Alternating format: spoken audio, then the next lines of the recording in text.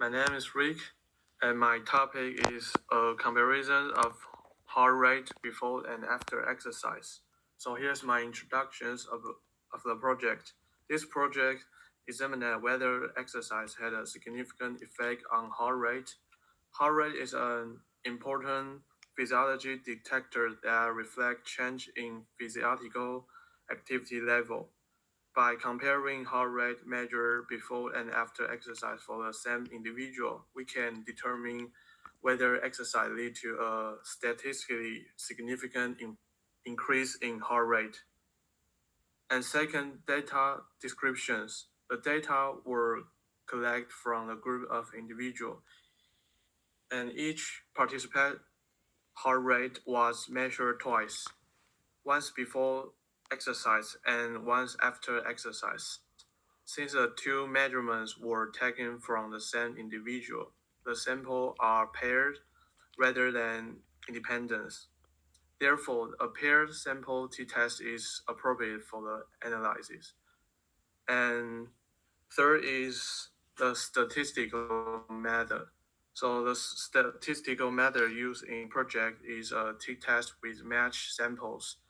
The analysis was conducted use Excel t-test paired to sample mean tool. And there are the hypotheses.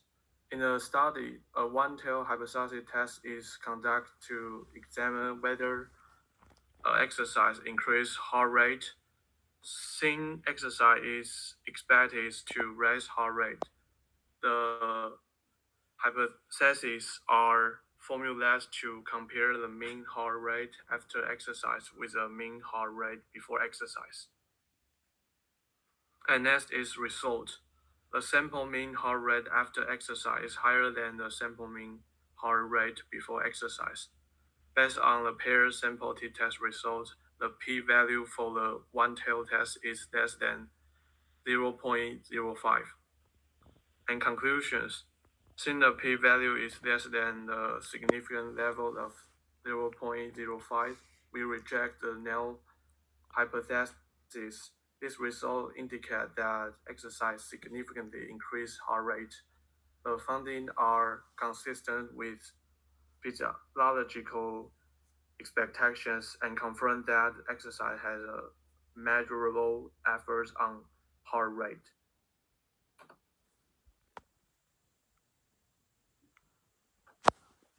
And I'm Jack, and my question is how and I'm today we are going to demonstrate how to perform a two proportion z test using real data. Our research question is there a significant difference in the proportion of students who have part-time jobs between freshmen and seniors? The topic falls under Task 3 in Chapter 10, which compares the proportion of two independent populations. For our analysis, we use a dataset that contains information about students' academic year and whether they currently have a part-time job. The dataset includes two groups. The first group is freshman students, and the second group is senior students. And for each student, the response is either yes or no to indicate whether they have a part-time job. Part 3, the definition of populations and success. We define our two populations, just I mentioned, freshman and senior. And we define the success as a student who currently has a part-time job during the semester. So for each group, we count the total number of students and the number of students who have part-time job. We conduct a two-tail hypothesis test. For the null hypothesis H0, there is no difference in the proportion of students who have part-time job between freshman and senior. So H0 is P1 equals to P2. For alternative hypothesis H1, there is a difference in the proportion. H1 is P1 not equal P2. And next is the test status and formula. Let N1 equal to total number of freshmen, and X1 equal to number of freshmen with part-time job, and N2 is total number of seniors, and X2 is the number of seniors with part-time job. The sample portion are P1 equals to S1 divided by N1, P2 equals to X2 divided by N2, and the pool proportion is P equal X1 plus X2 divided by N1 plus N2. The Z statics is calculated as Z equals to P1 minus P2 divided by root of P times P plus 1 and 1 divided by N1 plus 1 divided by N2. And finally, we perform the test in Excel we calculate the sample proportion for both groups and compute the pool proportion using the formula shown earlier. Then we calculate the Z value.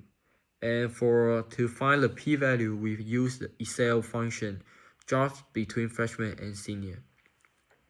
For our conclusion, we compare the p-value with the significant level alpha equals to 0.05. If the p-value is less than 0.05, we reject the null hypothesis. Otherwise, if the p-value is greater than 0.05, we fail to reject the null hypothesis. So, based on our result, this means that there is a static significant difference in the proportion of students who have part-time job between freshman and senior.